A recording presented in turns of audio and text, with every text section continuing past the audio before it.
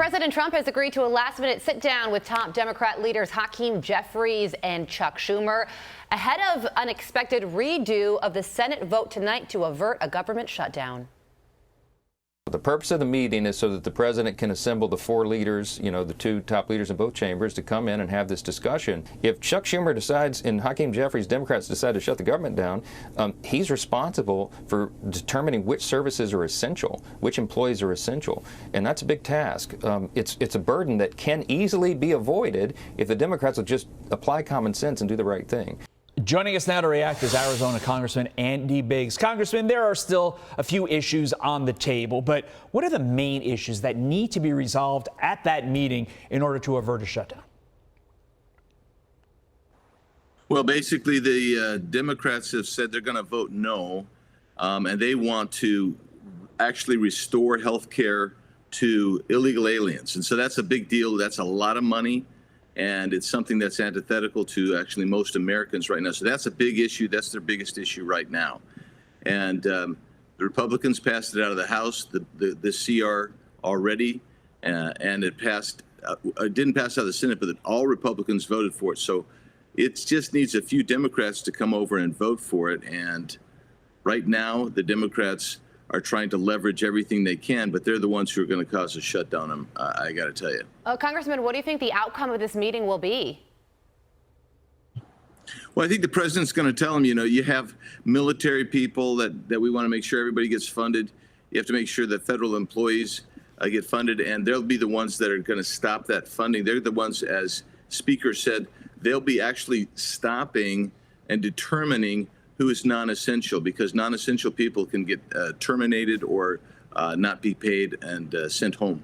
We've seen this movie before. It feels like we've done this dance every year, maybe multiple times per year. But my question for you, Congressman, is does this time feel different? Because the layperson watching from afar, it feels like the parties are so entrenched this time. And Chuck Schumer is so gun-shy from caving the last time that it feels like the parties are not backing down, and we could be in line for a very long shutdown. What do you say to that? Well, you're right. We actually do an average of 5 continuing resolutions every year for the last 20 years. That's ridiculous, of course. But I think I would say that the Democrats, it seems performative on the part of the Democrats, and I'll tell you why. It's because I think that the shoe's on the other foot now. They're the ones that are going to be the ones blamed for the shutdown. They know they're going to be blamed for the shutdown, and I would say that you might get a 3 to 7 day shutdown, and then they come to the table and say, okay, we're just going to do it. Because in reality, what the Republicans have done is they've said, we're going to give you 7 weeks. We can continue to do the appropriations process during that 7 weeks. We can continue to negotiate, but give us 7 weeks. And the Democrats are saying, we don't want that. We want everything right now. And I think that that's performative on the part of the Democrats, and they'll cave ultimately. Interesting. You alluded to it, but Democrats are their demands all center around health care. Can you explain in layman's terms what they're hoping to achieve?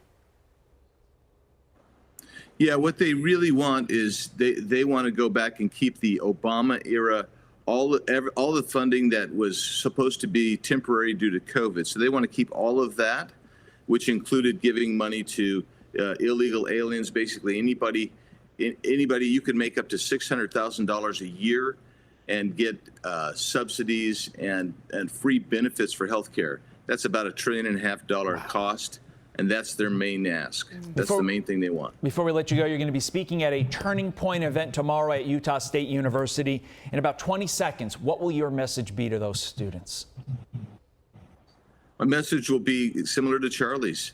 Revitalize, refresh, and let's become, if you're a guy, you're a guy, and let's become men. And if you're a gal, you're a woman. Let's become women. Let's be grown up. Let's be mature. And let's love this country. This country is the best place. And then calling people to God and Jesus. That's what Charlie did. Well, Utah State University is about 2 hours away from Utah Valley University, so it will be a meaningful event that you are partaking in, indeed. Arizona Congressman Andy Biggs, thank you for joining us. Fox and Friends right now.